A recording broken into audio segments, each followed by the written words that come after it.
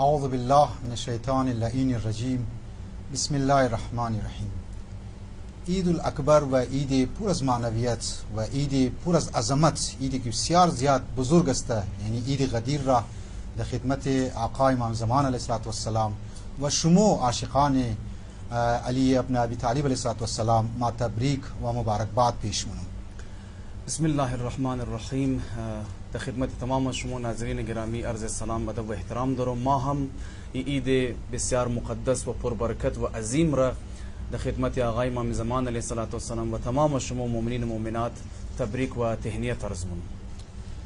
عزیزان محترم، ما می‌خواهید چند استیپ بعضی از مطالب را در رابطه به عید غدیر می‌خواهی بیان کنی و از برادر محترم از آقای کاظم ما ابتدا منی که درباره تاریخ عید غدیر یک مختصر مطالب برای شما بیان کنه. سلامت باشین حاج آقای لیاقت علی مرتضوی. ما چون وقت کم است بسیار یک مختصر کسته تاریخچه غدیر را در خدمت مؤمنین مؤمنات عرض کنم. همونطور که خبر هستین که عید غدیر کسته در روز 18 ذی‌الحج کسته رونما شدک در میدان غدیر خم کسته.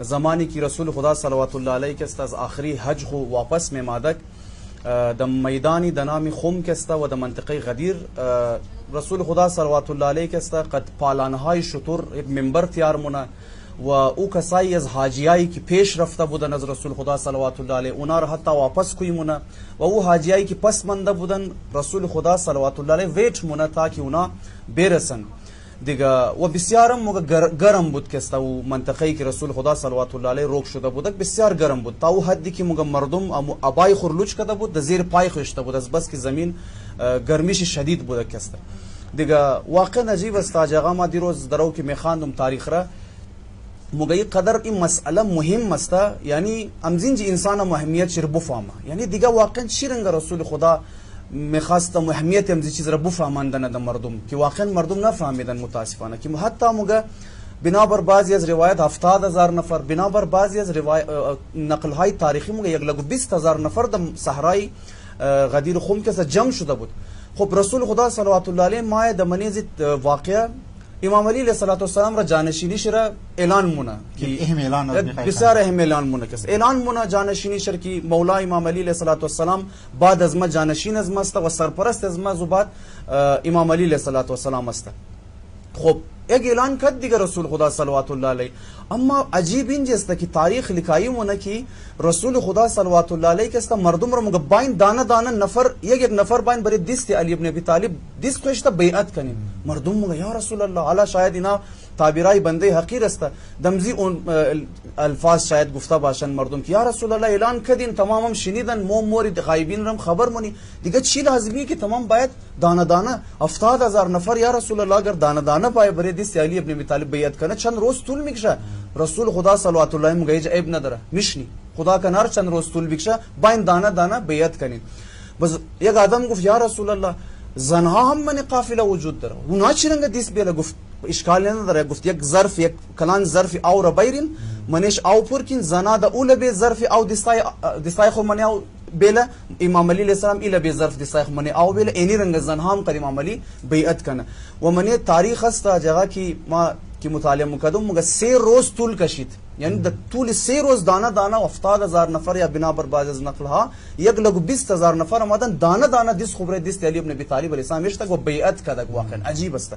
امزو خاطر بزرگان از ما مگه که عید غدیر را 3 روز مناو کنین، چرا که رسول خدا صلوات الله علیه 3 روز در صحرای غدیر خم به خاطر از خاطر اهمیت شو. واقعا دیگه واقعا چی رنگ رسول خدا بفهماندن مورکی بسیار یک مهم کست خبر بود، بسیار یک خلاصه اهم خبر بود. فقط خبر دوستی و فقط خبر ازی که ما علی رفیق از مستوى خوش درومی خبر نبود. این خبر میتونست در مدینه هم بیان. احسن تو مینار می برای ازی چرا اینقدر مردم را تو اذیت کنی نعوذ بالله کس. پس معلوم میشه که فقط خبر دادن از دوستی و رفاقت امیر المؤمنین نبود، بلکه واقعا مو سرپرستی امام علی بعد از رسول خدا منی جامع بود. دیگه یک مختصر کستمو تاریخچه غدیر در خدمت مؤمنین.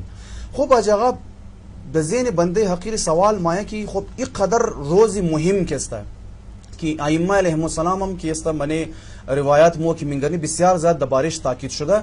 ما میخوایم آقا شما امو هر چقدر که وقت پیش از ماست فضائلی روز عید غدیر را که است دمانی روایت در خدمت مؤمنین آجاقا شما یک بیان کنیم. واقعا برادر محترم اگر مو روایات توخ کنی و سیره اهل بیت علیهم السلام را توخ کنی ما هیچ عید را بزرگیشی که اهل بیت بیان کرده و سیرت اهل بیت علیهم السلام نشون میده قدر عید غدیر نمیشه. روایت قدر زیاد است و قدر اهمیتی از عید را بیان کرده که ما قبل از اینکه ما چند روایت مخصوص مختصر میخوایم در خدمت عزیزان گرامی بیان کنم. خود آیه امی که قبل از اینکه رسول گرامی اسلام او منطقه را که شما اشاره نشد ما میخوایم رو اشاره کنیم که غدیر خم را چرا انتخاب کردم خم را مقام شد انتخاب کرد. این او جای بود که وقتی حج که میکرد از این جای مختلف شهرها بس رفتن، یعنی یک مرکزیت بود. حتی فقط نه اونایی که از شهر مدینه آمده بود، از یمن و از مصر و جهان تمام ممالک اسلامی جمع شدن. لذا ایرم اهمیت چی دمنی مومیت نبوگی فضیلت غدیر نشون میده. باز دویم دیگه جایی که خودی آیه قرآن که گفتم یا ای رسول بلغ ما انزل الیک من ربک، خودی آیت هم در اون نشون میده که چقدر این عید بزرگه و چقدر عید فضیلت داره در نزد پروردگار عالم. این آیه قرآن که تفاسیر شی بی معنی چون وقت نیه که آدم درباره ازی آیه قرآن که منیشی گفت اگر تو این رسالت را ابلاغ نکردی، این پیغام ندادی، تو اصلا رسالت خو انجام ندادی. 23 سال تو زحمت کشیدی او را تو انجام ندادی. ناتمام اینا ای بیل باشه. لیکن خب یک چند روایت که ما اینجی انتخاب کردم، یکی از روایات خود رسول خدا مگه عید روز غدیر خم برترین عیدهای امتی از مسته که خداوند متعال در زی روز مرا امر کرد که ما برادر خو یعنی امام علی علیه السلام را ما برای مردم بیان کنم که این جانشین از مسته و این بیان بیدم که من کنت مولا فهذا لی المولا. این خود رسول گرامی اسلام درو مگه. خب این معنیش میه که درو فضیلت از این روز درو برزمون نشون میده. بعضی امام صادق علیه السلام یک روایت دیگه ای که مگر روز غدیر خم ایدی بزرگ خدا است. بسیاری از آیات را یعنی ایدهار مومنی روایت میگرنید فضیلت هایش بیان شده، اهمیتش بیان شده، لیکن نسبت به عید غدیر گفته این عید خدایه بزرگ را. الله اکبر. واقعا ما روایات را که وقتی میخواندم خدا شاهد بیخی جسم انسان در لرزه میمد که این قدر موشمو چرا از این عید غافل است، این چقدر بزرگ است. باز میگه که این عید او تا عید است که در آسمان فرشته ها عهد بسته و در روی زمین انسان ها پیمان محکم بسته که امام علی علیه السلام. چرا؟ چون که اگر محکم دقت کنی و دیگر روایات مزبوط در خدمت شما میخوانی مگه امام رضا علیه السلام مگه کدمزی یک تفسیر شی میشه که این عید شناخته تر است از روی زمین نسبت به روی زمین در آسمان ها. بسیار زیاد اهتمام میکنه بله فرشته ها. و امید مگه که اگر کس آخر نامی فضیلت در خدمت شما بگم مگه اگر کسی عید غدیر را درک کنه معرفت چی بفهمه مگه روزانه ده ملائکه ما یک کد انسان مصافحه مونه و خود شما خبرین که اگر ملائکه و فرشتگان خدا کد انسان ها اگر مصافحه کنه چی برکاتی که است نازل میشه که بی معنی که گوید ان شاء الله دوباره از این نظرات علما را آدم تفسیر کنه و بیان کنه.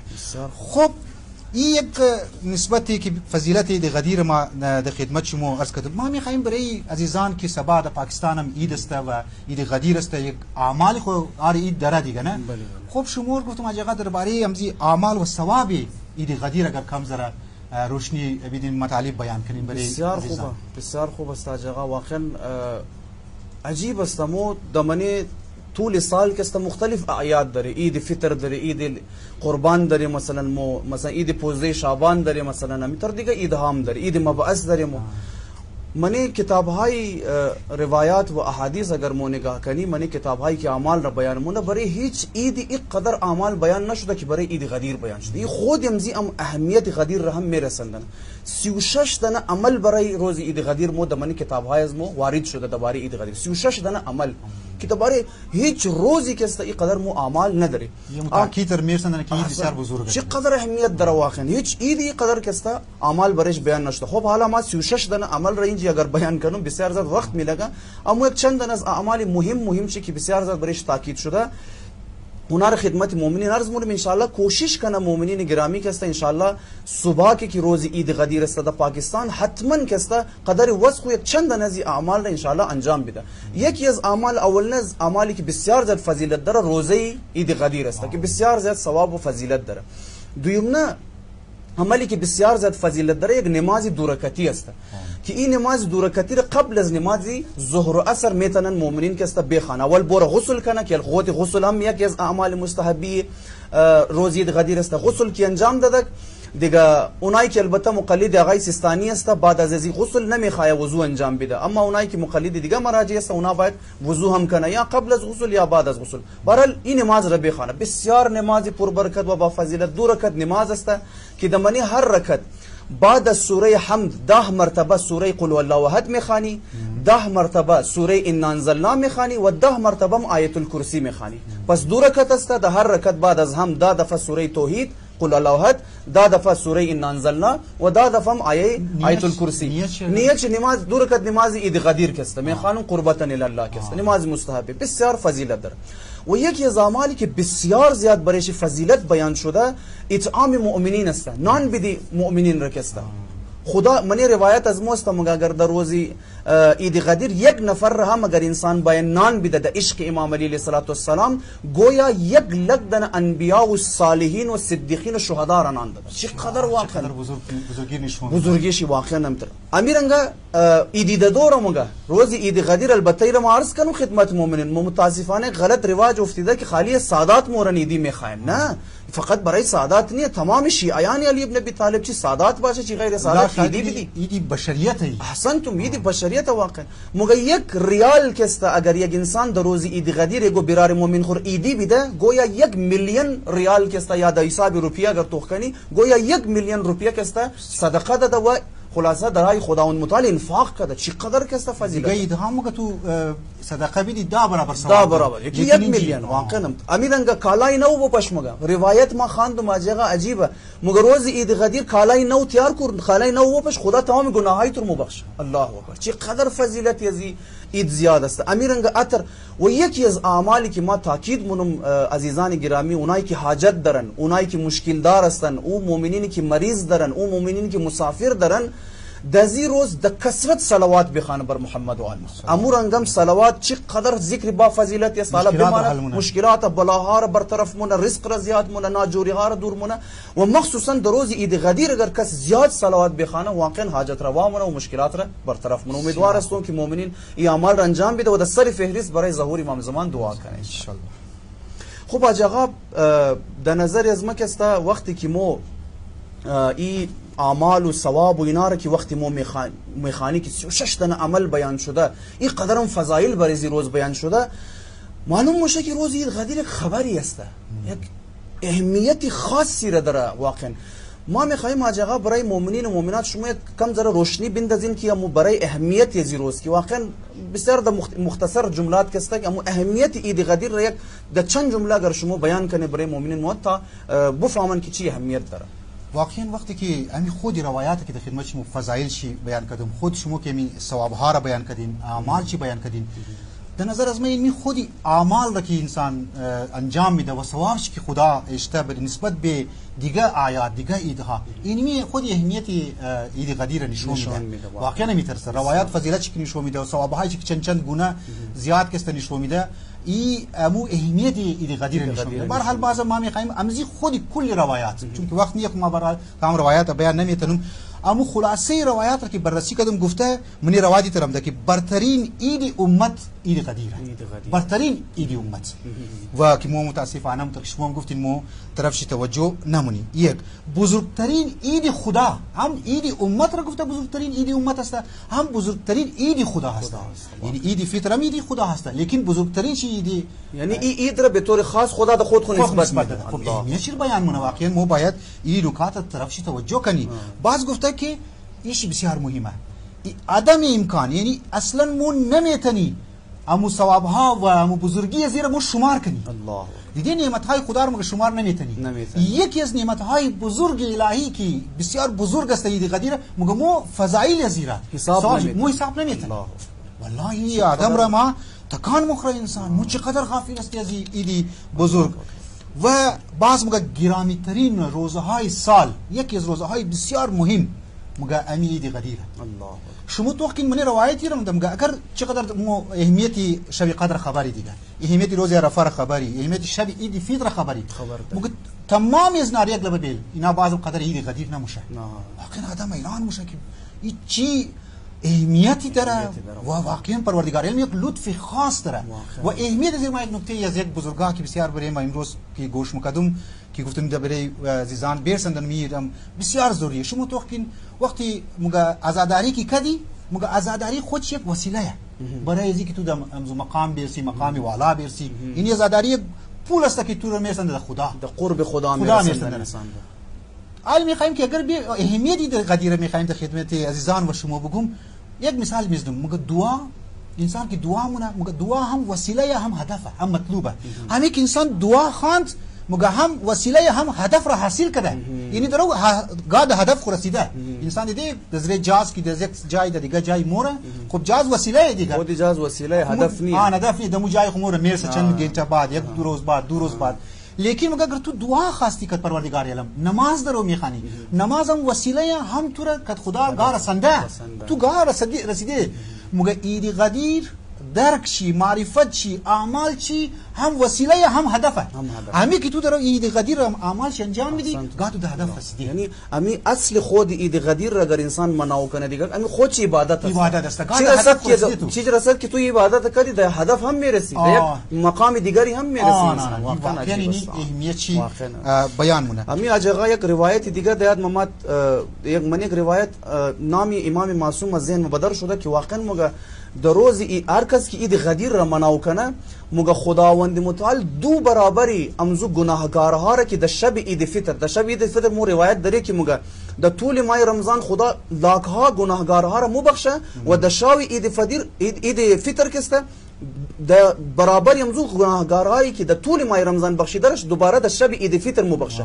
اما مگه در روز عید غدیر کسی که عید غدیر اهمیت خبر شونه و عید مناو کنه، خوشحال باشه، گرامی بداره این روز را، مگه دو برابری از او تعدادی را که در شب عید فطر مبخشه خدا در روز عید غدیر مبخشه. چقدر واقعا این اهمیت چی بیان نوا. اجا آقا روایتی دیگه اگر در ذهنشون باشه، اگر اشاره کنه مو یهودی که پیش خلیفه اول کی مایه در ذهنشون بسیار واقعا علوم اهمیت چی بیان مونه. چقدر که او یهودی مگه اگر دمنی تورات یا بنیم دین اسمو اگر میتر آیه نازل مشد، همین آیه نازل مشد یا آیه اکمال یوم اکملت لکم، اگر نازل مشد مو این روز عید که کسی میگرفتی یهودی در اقرار باز به شما در عید نمیگیری و مود واقعا در نسبت به عید غافل است. یعنی دشمن فهمیده اهمیت از روز را. اگر من کتاب از موی آیت نازل مشد موی روز را واقعا عید میتونه. الله اکبر. یک چیزی که اجازه در نظر ما یک موتوخ کو فضیلت غدیر گفتی، اهمیت غدیر گفتی، واقعا آدم امو بزرگی از عید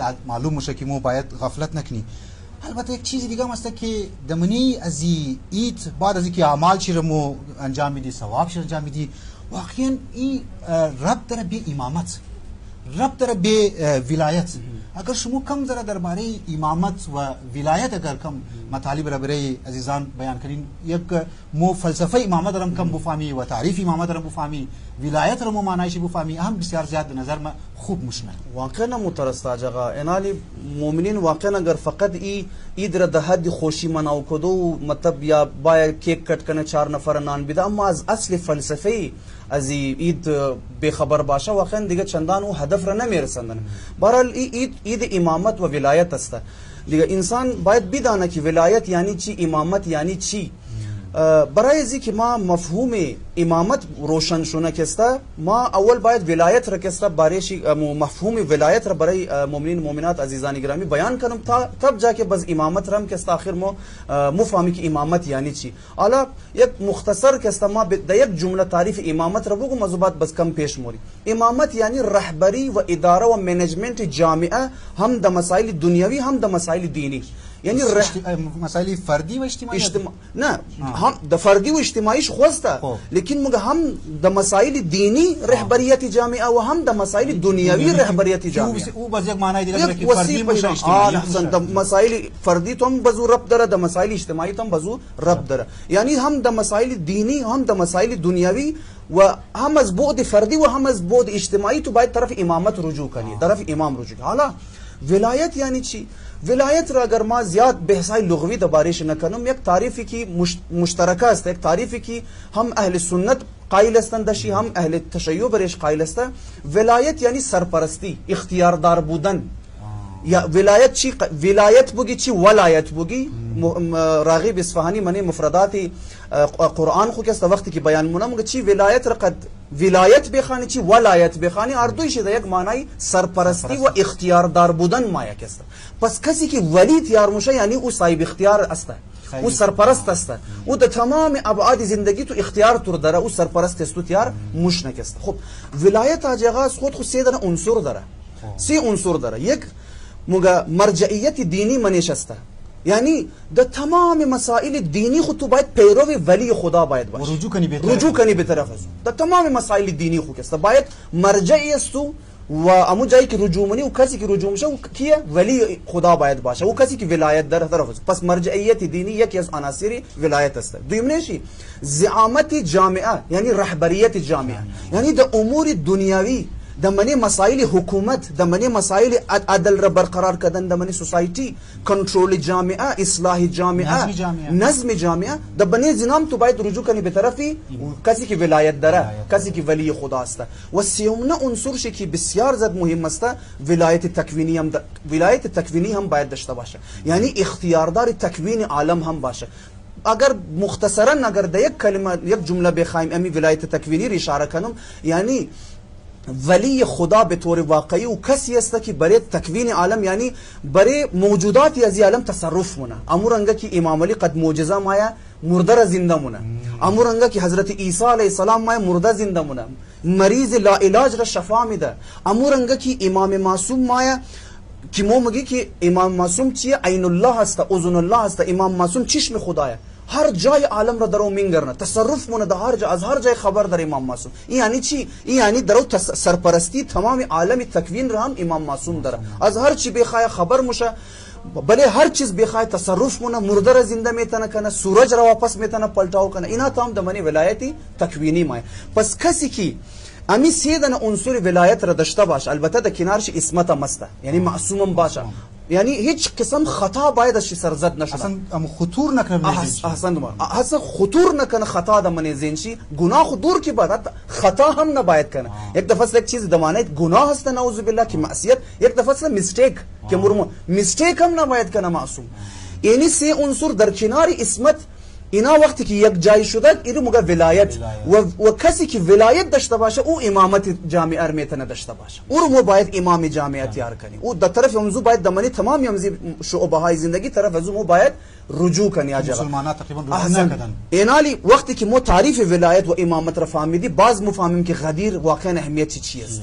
غدیر و اهمیت چی؟ ان شاء الله در آینده پیش در گفتگو مزید گفتگو میشه ان شاء الله. خب آقا وقتی که ما امادی تعریف کردی که در روز عید غدیر کسته امامت و ولایت امام علی علیه السلام بیان شده، اعلان شده از طرف رسول خدا، که البته گویا حقیقتا از طرف خدا بیان میشه که رسول خدا فقط ابلاغ مونه، پیغام رسان بوده. و تازه مو تعریف ولایت رم بیان کردی که ولایت و امامت یعنی سرپرستی جامعه، یعنی اختیارداری جامعه و منیج کدوی جامعه که است حکومت جامعه. پس در نظر شما آقا این قد سیاست ربط پیدا نمونه، یعنی ما میخوایم شما برای مؤمنین و مؤمنات که است از این انگل که است روشنی بندازین که واقعا آیا دین قد سیاست ربط داره یا نداره، اما رابطه غدیر را قد سیاست اگر شما کم برش روشنی بندازین آقا. بالکل مو وقتی که امو تعلیمات اسلامی را توخمونی، احکامات اسلامی را توخمونی، صلاحیت پذیری احکام را وقتی مو توخمونی، واقعا آدم متوجه میشه که اسلام یعنی امو دین، دین یعنی مو اسلام. یا اگر بگم مستاق بسیار واضح دین، یکی از شعبه های واضح دین سیاست است. و متاسفانه منی جامعه ازمو، منی سوسایتی ازمو، منی مردم ازمو مومینگانی که از بستی که برای لفظ سیاست مگه اونایی که دمنی سیاست مایند مسائل اجتماعی کی یک نظر دارن، صاحب نظر هستن، اکسپرت هستن. اونا هم برای از این لفظ سیاست بسیار ظلم شده واقعا. اما تا که برای لفظ آزادی ظلم شده، از چی غلط استفاده تحریف شده مگر لفظ سیاست هم برای چی ظلم شده. او البته میگم از خاطر چی؟ از خاطر اعمال غلط و ناروا و امو سیاست مدارا یک قدر مگه اینا بد اعمال نشون دادن برای مردم که بخیمو معنای سیاست منفور شده پیش مردم. از بعد ما میگه دین سیاست جدا، مذهب و سیاست جدا. در حالی که دنیا ولی شما گفتین که ولایت معنایش یک جامعه را باید راهنمایی کنه. حتی در مسئله دین مثلا مسئله دنیا، مسائل فردی، مسائل مردم رجوع کنه. مرجعیت دینی امامت است. لذا رابطه دین و سیاست اگر ما گفتم اما احکام را توخ کنی، احکام اسلام را یکی از بزرگوارا ایرم گفت حتی یار یقین کن که آبی قلیل دیدیم که کداوی قلیل یگو چیزی که تو نجیسه تو صاف میخوایی صاف کنی، پاک کنی، تطهیر کنی، مگه اینی هم یک شعبه اجتماعی رو نشون میده. علی بی معنی که ما مثلا توضیح چیه؟ مگه احکام دینی از مو اکثر شی اجتماعی است از فردی کده. فردی بسیار کمه. مو تو کنی نماز عید اسمو، نماز عید که جمع اجتماعی میشه، نماز جمعه اسمو، نماز جمعه خو سیاسی عبادی قرآن، نماز جماعت اسمو. دیگه روابط ها داره.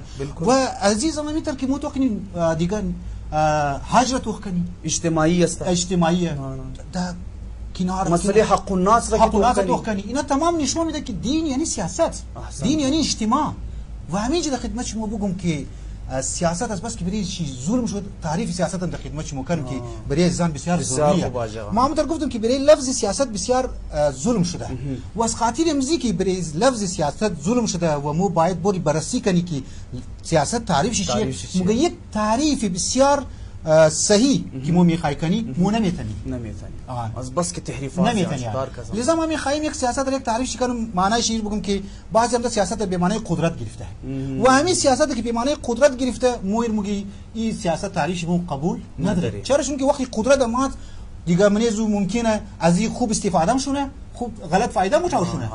ما این تعریفی که علامه جعفری رحمت الله علیه یک تعریف بسیار جانانه گفته سیاست یعنی که قوانینی که در یک حکومت یا در یک ملک که انسانها را به طرف کمال ببره و طرف اصلاح ببره، عدالت را منی اجتماع و منی سوسایتی رایج کنه. یعنی مگه سیاست اصلی از نگاه دینی میه که منی ورم از منی تاریخ سیره اهل بیت واضح که روایات هم ده و این یک تعریف هم ده بیان کنه. لذا ازانی من که برادرانم گفتم که نکته بسیار مهمه که هم تعریف سیاست را بفهمی، هم رابطه دین و سیاست را کسته بفهمی و همینجا ما در خدمت بعضی از بگم که چون این معلومات برای مردم نرسیده و علما زیاد شاید در زیر کار نشده سیکولر افراد هم ده گفته که نظراتی هم ده درباره سیاستی که دین و سیاست جدا هستند. ما میخوایم آقای کاظم که شما درمزی درباره سیکولاریسم و سیاست و دین یک نکاتی مختصر برای عزیزان بیان کنیم. خدمت شما عرض کنم آقا، خدمت مؤمنین مؤمنات عزیزان گرامی که در گوش منن و میبینن این چیزا را توخین یک لفظ و یک مکتبی که است، یک تفکری که در منی دنیا از چند خلاصه سالهایی که حاکم شده در نام سیکولاریسم که است.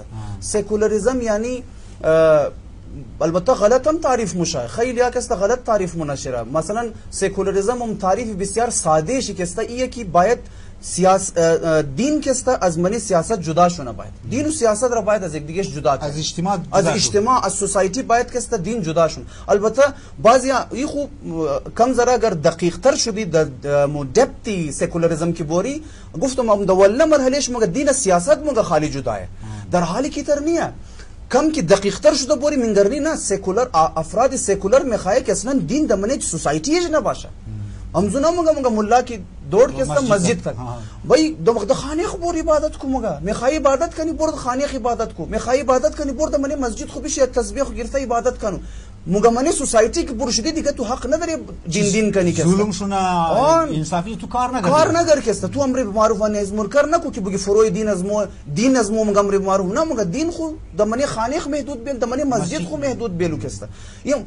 د دنیای وست خو میتر شده دیگه آجا د دنیای وست مگه خب میخوای دین داشته باشی مگه بیا عزیزم بر روزی سیترده و سنده بر د چرچ تا دین تو میخوای خود بکش از عبادت کنی.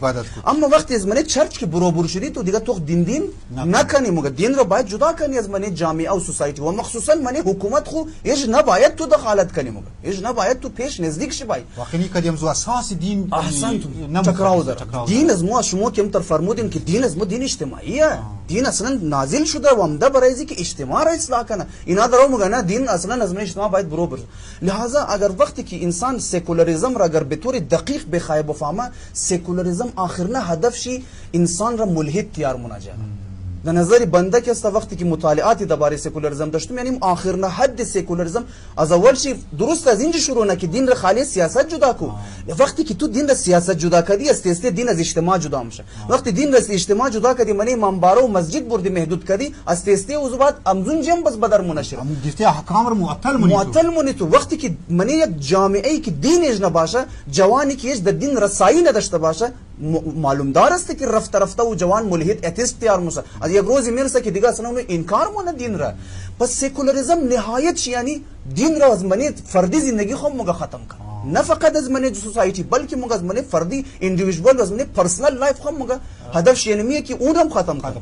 حالا به ظاهر درو فیلال درو مگه سیاست جدا کنه. و بس ایت که شد بس نتیجه جامعه نتیجه یک سوسایتی بیراهروی است. و در نظر بنده حقیر عید غدیر کلانترین دلیلی است برای ازو کسایی که در عین حال که مسلمان است اما دم سکولاریزم میزنه. عید غدیر درو بسیار واضح طور پر اعلان مونه که سکولاریزم ذره برابر من دین اسلام گنجایش نداره. چرا؟ چون عید غدیر عید امامت و عید حکومت امام علی است.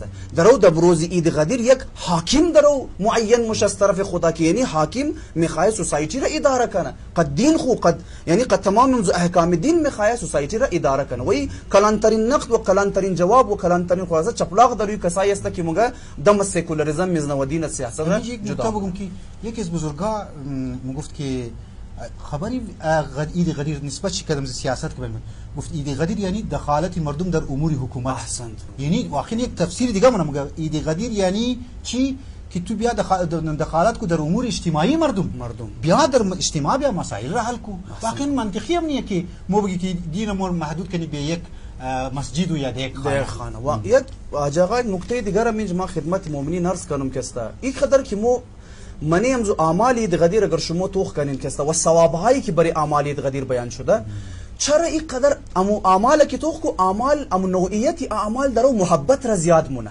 مگه بور مؤمنین را نان بدی مگه کالای نو بوپش مصافحه کنین که است مگه بور خانواده خور روز عید غدیر بخشش خوب نان پخته کن. هر عمل شرکی توخدی مگه محبت پیلاو کن. چرا این قدر؟ از این خاطر است که مگه چون عید غدیر عید سیاست است. عید غدیر سیاسی ترین عید اسلام است که دمنه عید غدیر به قول یک از مراجع تقلید مگه چون در روز عید غدیر درو حاکم جامعه مشخص میشه. از اون وقتی که مگه در روز عید غدیر اعمال شرکی توغمونی محبت درو پیلاو منار چی یعنی چی یعنی میخوای بفهمه که میدان سیاست یعنی میدان محبت، میدان سیاست یعنی میدان دلسوزی و او سیاست شیطانی را برش شیطانی مفاد پرست سیاست مفاد پرستانه را نفی نداره. سیاست غدیری یعنی سیاست محبت، سیاست غدیری یعنی سیاستی که دل مردم را شاد کنه برو نان بدی مردم را. دمنه سیاست غدیری نباید یک آدم گشنه خواو کنه در روز. منی سیاست غدیری یعنی اینی عزیزانی که و این تمام مجتمع حکومت نشون میده. احسنتم. یعنی حکومت نشون میده. آفرین. یعنی کسی مثل علی مرتضی باید در سری حکومت باید و سیاست کنه. او علی که شبها گونیر در پشت خو کده موره در دان خانه یتیما خلاصا نان تقسیم مونه. علی که شاو مای خودش امورنگ نان مخره. البته علی خو علی مرتضی بود. ما یک نمونه از پیروان علی مرتضی را ما داستانش خدمت مؤمنین عرض کنم بسیار جالب است. واقعا شهید شمران را جوانای عزیز شاید شنیده باشه دربارش. شهید شمران دکتریت خوره از امریکا مونه. ما دمنی اسلامی ممالک است البته مورد دمنی لبنان است و برای ذکر انقلاب بیره. شهید شمران کسی که دکتریت کرده مورد منی لبنان به خاطر ازی که قد ظلم مقابله کنه حتی ما شنیدم مگه فامیلی خور لایله میده زنش مگه ما قد تو زندگی ننم یا برو جهاد کنه در خلاف ظلم یا باید قد از ما زندگی کنی. شهید شمران مگه نه ما مورم در خلاف ظلم جهاد مونم. اینی رو مگه سیاست غدیری اینی رنگ آدم باید حاکم باشه. مگه مورد منی لبنان که است یتیم خانه جور مونه. یتیم خانه جور مونه یتیم ها را تربیت مونه. موگا هر چقدر که پیسه پیش شمایا نان برای یتیما کی تیار مونه هر رنگ نان که برای یتیما تیار میشه خودش ممزون نان مخره البته موگا در لبنان نو ازدواج مونه نو زن میگیره اونجا زندگی خورونج شروع مونه موگا یک شاو در خانه کی مایا خسر مادری نو شکسته یک خاص قسم نان پخته کده برای شهید چمران دختر خور موگا دختر میم شاو کی چمران آماده اینی نان ربو بر شربیدی کم لیت مایم شاو خانه موگا وقتی کی میرسه موگا نان را میره پیش میده موگا اینی نان را بخور شهید چمران موگا خب بچایی که یتیم منظور شه یعنی بچا ممزی نان خورده دیگه ان شاء الله زن چ موگا نه یه مادر مخصوص برای شما تیار کده بچا ازی نه خورده شهید چمران موگا نان را دروازهش چ دکنشر بند مونه یک طرف میله موگا قرار شد که هر چی که یتیما مخره امزو چیز ما باید فرق نباید کنه منیزم زن چ موگا که خب عزیزم بخور بچا خاو کده اونا کی مفهمه که تو ازی نان خورده اونا ازو نان خورده موگا یک مرتبه اشک از شمای شهید چمران جاری میشه موگا خانم یتیما خواو لیکن خدای یتیما بیدار است حالا اگر همین طرز فکر دمنی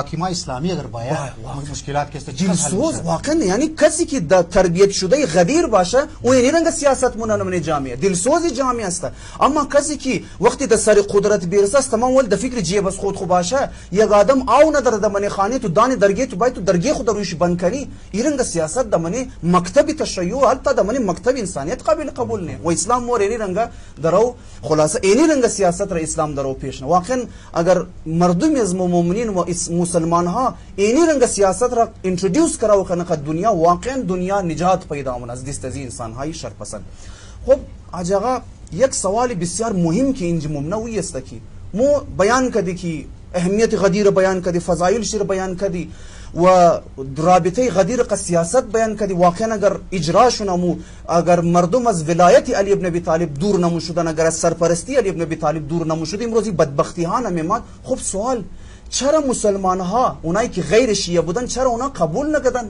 اسلام غدیر را چرا واقعا چی شد که اونا قبول نکردن همین چیزا را این واقعا یک سوال است آجا مو اگر سوال مو کم زرد اگر تر دو ایسا اگر تو کنی بسیار آدم میتونه که متوجه شونه صحیح حتی اون زمان که مسلمانان که است بازیشی قبول نکردن غیر مسلمانان قبول نکردن ما قبل از اینکه میخوایم مسلمان ها که قبول نکردن یعنی اصلا اصلی غدیر قبول نکردن این خود یک ایسا داره اصلی که چرا مسلمان ها عید غدیر فراموش کرد مخصوصا شیعیان صحیح چرا فراموش شد واقعا عید بزرگ که اهل بیت اهتمام میکردن امام علی علیه السلام خودش هم اهتمام میکرد احسنت و میگفت که وقتی که عید غدیر میشد میگفت بیا بر خانه امام حسن علیه السلام سفره پهن کو که مردم باید در روز مستفید مردم را نان علیه السلام موتر لیکن با وجود از این مو دیدی که نه فقط مسلمانان بلکه شیعیان هم فراموش کرد این واقعا آدم بخی تعجب مونه یکی چیزهایی که ما امروز خاطر انسان که وقتی سیره و تاریخ اسلام را میخوانه مگه مظلوم ترین هستی دمنی امام ها درست امام های دیگه از مو هم مظلوم بود امام حسین علیه السلام هم مظلوم بود لیکن از تمام قدر زیاد مظلوم مگه امیر المؤمنین علیه السلام چرا شما تو که قدر در خلاف از این بزرگوار بعد از رحلت رسول گرامی اسلام یک قدر پروپاگاندا شروع شد ما همینجی بگم که پروپاگاندا و افواه کمر یک معاشره میده مونه واقعا شخصیت هایی که میخواه رهبری قوم را بگیره یک قوم را اصلاح کنه یک بورد امزو اصلی هدف هم بگیرن اگر در خلاف یزو تو پروپاگاندا کردی و افواه کردی و تهمت های زدی شخصیت از رو نابود مونی خب ما میگن که در دنیا این کارها موشه حتی علی علیه السلام از این چیز یعنی در امان نبود مو میگن هزارها که نمازهای جمعه مشود و در مسجدها که نمازها مشود باقاعده معاویه لعنت الله علیه امر کرده بود واجب بود که امام علی علیه السلام سب کنی لعن کنی الله اکبر لا اله بعض روایت این است واقعا این انسان خون گریه کنه مگه شب دبری خانه ها مورفت گوسفندار دوزی میکردن معاویه افرادهای خرایی میکردن بود گوسفندار دوزی کن وقتی گوسفندار وقتی که دوزی میکرد صبح بحال میشد گوسفند نیه فای مکان صاحب مالک خانه تو میکرد گوسفند دائما کجایا خب آوازه میشد یک خانه گوسفند دوزیش نه دو خانه گوسفند دوزیش نه یک آوازش کی گوسفندار کی دوزی نه معاویه بعض اینجا فرض کی گفت علی دوزی نه و پیروکار علی دوزی نه لا اله الا الله شما تو که این کار پروپاگاندا سبب شد که حتی شیعیان هم بعض شیعیان هم قدر این چیز پروپاگاندا حاوی شد که شیعیان و حتی امام علی دیگه امامای اسمو اما دفاع از علی علیه السلام کیسه کنه اصلا این غدیر بعض اوقات هیچ طرف بعض شیعه توجه نمیکنه از خاطر چیز خاطر مزی پروپاگاندا و یک چیز دیگه که بسیار زیاد پروپاگاندا بود و افواه بود. از اون بعد منع جعلی حدیث کرد که برای کل فضایل اهل بیت علیهم السلام شما دیگه حدیث جعل نکنید. تا زمان عمر ابن عبدالعزیز نقل حدیث را چیزا کرده بود، ممنوع قرار داده بود. از اون بعد جعل حدیث کردن، دروغگنی حدیثا برای فضیلت معاویه لعنت الله علیه و دیگه جعل کردن، غلط روایات را گسته. از اون بعد بس امین جی بعضی از احادیث را نسبت دادن به علی علیه السلام که دمیزی پاکستان باجای آدم میگن که قوقای میشه که نعوذ بالله امام علی علیه السلام شرابم که سخور. لا اله الا الله. ما در نظر از ما این تمام چیزها سبب شد که مردم و مؤمنین حتی شیعان مسلمانان غدیر فراموش کردن. البته یک سوال دیگه است که ما چون که زیاد صحبت کردیم میخوایم که شما ما مستفید شونه و برادران که اورم البته چون وقت کم است و زیاد 5 منت وقت داره دیگه ما میخوایم که شما اصلی عدم پذیرش عید غدیر را مخاطب مو عید غدیر ایگو چیز عید غدیر مردم قبول کردن لیکن فراموش کردن. این بدگبایی نیست، صحیح نیست. لیکن مو تاریخ اسلام میخوانی که بعضی از افرادها اصلا عید غدیر را قبول نکردن، ولایت امام علی قبول نکردن. صحیح. این ما میخوایم کاظم که شما یک مختصر در 4 منت یا 3 منت برای ما توضیح بدید. خدمت مؤمنین و مؤمنات عرض کنم که اجاقا یکی از وجوهاتی که باعث شد که مردم او زمان ولایت امام علی علیه السلام را باوجود از اینکه قدر واضح طور پر رسول خدا اعلان کرد در روز عید غدیر و تماما بود خبرم در تمام رسید، انکار کردن مسئله قبیله‌ای او زمان بود، قبایلی سیستم او زمان بود. او تر بود که مردم هر قبیله کسته از بس که مردم جاهل بود و از بس که کورکورانه کسته تقلید مکد زمزو سردار قبیله خو هر طرف که سردار قبیله مورفت اینا مثل گوسفند وری از پس اون مولا بمورفت. خبر نبود که هر چی موقع چی نمیگه حق و ناحق را دغمش نموشد که یار می سردار قبیله مور به طرف حق برداره یا به طرف باطل برداره. لیکن چون سردار قبیله اینا چون قبیله پرست است اینا د پس از حرکت مکد و مولا بمورفت و چون یک تعصب داشتن و چون سران قبیله متاسفانه انسان‌های مفاد پرست، انسان‌های جاه و مقام طلب بودن، انسان‌های خلاصه فرصت طلب و مال طلب بودن، دیدن که مولبا که خلاف علی علیه السلام است، اولبا خلاصه علی آدمایی است که بذل و بخشش زیاد داره، یک چیزای دشونه شاید برسه، مردم را بردن به طرف امزونا و علی علیه السلام را ولایت شر انکار کردن و علی علیه السلام مظلوم بند. پس یکی از علت‌های سیستمی قبایلی بوده. یکی از علت‌های دیگه شاید آقا من تاریخ است که بزرگان از ممکن تحلیل مون انالیسیس شکی وقتی انسان توغمونه مسئله اموکینه داشتن نسبت به علی علیه السلام بود. چون خبر است ناجاغا شما از مگه بهتر کی زمانایی که قبل از اسلام بود امام علی علیه السلام من تمام جنگ ها حضور داشت، جنگ هایی که رسول خدا قد مشرکین داشت من هر کدامش امام علی حضور داشت و بهادری هم نشون داد. شجاع ترین سپاهی رسول خدا امام علی علیه السلام و بسیار زیاد از مشرکین را امام علی علیه السلام به جهنم واصل کرده بود. و بعد از اینکه اسلام مایا حاکم مشه بچه ها و برارها و خلاصه رشته دارای امزو آدمایی که در دست علی علیه السلام کشته شده بود و نایب بلوش مسلمان شدن و هم بودن تازه مسلمان. خیلی هاشون مسلمان های خلاصه مصلحتی بودن، از ترس هم در مسلمان شدن یا از خاطری بعضی که مفادات و احسنت و مفاد پرستی. خب وقتی که اینا رسول خدا مورد زیاد تایم هم خود تیر نشده دیگه، وقتی که اینا از رسول خدا از دنیا کی رحلت مونه اونمو آدمای خلاصه کینه های خرمه را دستار امام علی علیه السلام ما میادن امامت چی قبول کنم که بابی مر کشته، با کل مر کشته، برار مر کشته. این یک چیز. یکی دیگه علت های شاجاغا کسته امو تفکر غلط جاهلی که او زمان بود. یعنی چی؟ مو گفتن علی علیه السلام جوان موگه چرا مو کلان ریش سفیدار ایله کده کسته بوری از یک جوان تبعیت کردی ریش سفیدار ایله کده قابلیت را توغ نکردن، صلاحیت را توغ نکردن که بابا می اهلیت چه می‌داره می جوان. علم امام علی مشخص بود برای تمام، شجاعت امام علی، بصیرت امام علی برای تمام مشخص، اما از بس که امو تعصب و تفکر غلط جاهلی که بوده او نیشتین اینا چیکار کنه از امام علی جوان که واقعا بصیرت داشت و این شخصیت معصوم بوده بور ازو کسته چیکار کنه تبعیت کنه. حالا البته دیگه دلایلم زیاد است لیکن چون وقت کم است ما یک داخل یک جمله را عرض کنم خدمت مؤمنین مؤمنات، یک واقعه را زحمت تمام میشه ان شاء الله. از علامه امینی رحمت الله علیه یک وقت یک وهابی مات پرسان کرد که علامه امینی شما چرا عاشورا را قدر کسته شور و غوغا مونین، چرا عاشورا را تر د جوش و خروش مناو مونین، 14 سال پیش امام شما شهید شد رفت دیگه چرا قصد دنبالش میگیرین؟ علامه امینی صاحب کتاب الغدیر که بهترین کتاب د حق امامت و ولایت امام علی السلام لیکای کده، علامه امینی موږ توخ کو مو غدیر را زیاد خوب مناو نکدی مو شیعیان نسبت به عید غدیر مو سستی کردی، عید غدیر را شما تحریف کردین. آمدین گفتین که عید غدیر خو زیاد ایگو اتفاق نه افتاد، رسول خدا خالی امیر گفت که امام علی دوست مه دیگه. یعنی معنای امامت و ولایت را شما تحریف کردین و امام علی مظلوم مندک ولایت شی. غدیر مظلوم من. چرا؟ چون مو شیعیان متاسفانه اورنگه که باید مناو مکدی مثل عاشورا، از عاشورا قدم زیادتر در نظر از ما باید غدیر را مناو کنیم. معنی عاشورا زنده مومند. احسنتم. از عاشورا چرا؟ چون اگر غدیر زنده مومند اصلا عاشورا اتفاق نمیافتاد. مو چون غدیر را مظلومشتی فراموش شد. گفت اگر مو عاشورا را هم مناو نمکدین شما عاشورا را هم تحریف مکدین. مو گفتین امام حسین توکد مرد از دنیا رفت، امام حسین را کس شهید نکرد. یعنی لحاظا مو واقعا امیدوار است که شیعیان از مو هر سال عید غدیر را زنده بیلمورنگه که بزرگان مو مگه حتی 3 روز عید مناو کنه.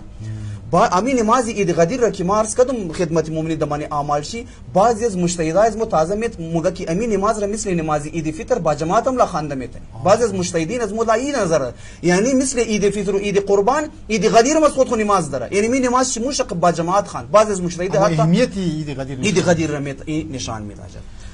خوب مو عزیزان دامینجی مطالب را در خدمت شما عزیزان و برادران طاهرا که واقعا تأمل کردین و خدا را شکر که مطالب که مختصر در خدمت شما بیان کردی. واقعا مطالب بسیار زیاد هست نسبت به عید غدیر. پهلوهای عید غدیر را مو باید برای شما بیان مکدی. خب وقت نیه مو امینجی مطالب را مو اختتام اعلان منی، لیکن یک چیزی که مو میخواهی دوباره در خدمت شما یک درباره امزی که مربوط است به عید غدیر، مو یک مضمون نویسی درباره عید غدیر شروع کرده بودی تقریبا یک ماه پیش دیگه، یک ماه پیش بود و الحمدلله خدا را شکر جوانهای اسمو و مؤمنین و مؤمنات که در ازی پروگرام بسیار خوب زیاد تعداد کست شرکت کردن و مو بسیار خوشحال استی که نو نسل اسمو در غدیر و که امام های خو درو آشنا شده رهیه و از خداوند اینم شکر گزار استی که برادرانی که زحمت کشیدن،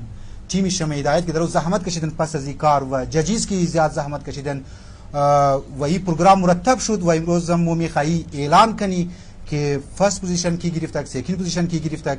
برای تفصیلی از ما از جناب آقای کاظم گزارش منم که اعلانات کنه و توضیحات لازم را بیده. بس از بعد برنامه را اختتام مونه. بسیار تشکر از آقای لیاقت علی مرتضوی.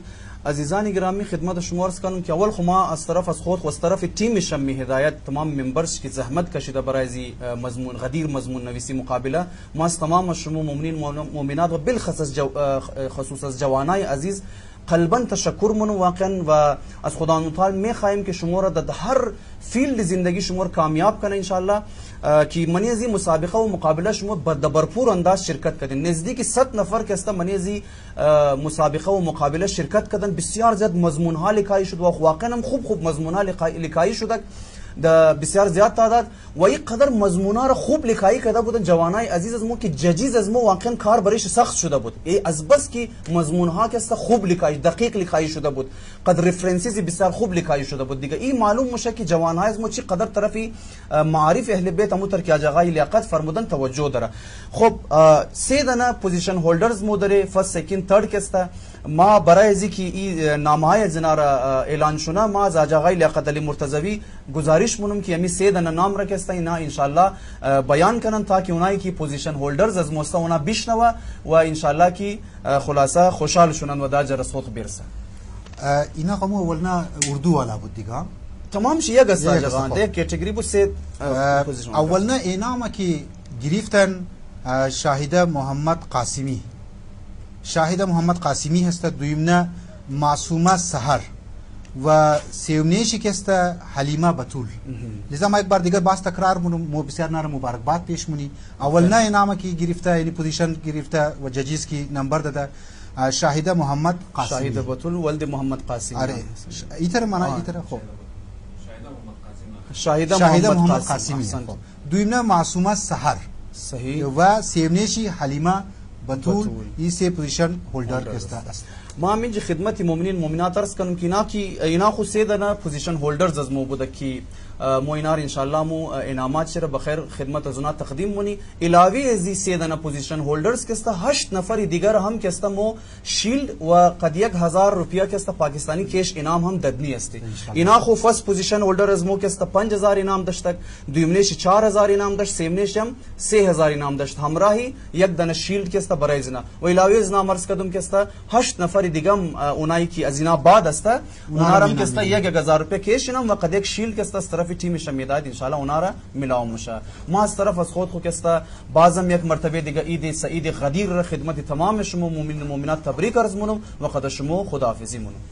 ما بسیار خوشحال شدم که امروز در خدمت شما بودیم و مطالبی که بیان شد از آقای کاظم که استفاده کردیم و شما که مرتحمل کردین شما شکرگزار هستم. عید بزرگ را از شما عزیزان برای شما عزیزان ما تبریک پیش کنم. ما امیدوارم که سبا برای تمامی از مو تیمی شما هدایت کنه که زحمت کشیدن جدید از مو شما حتما دعای خیر برای از مو مونین. والسلام علیکم و رحمت الله و برکاته.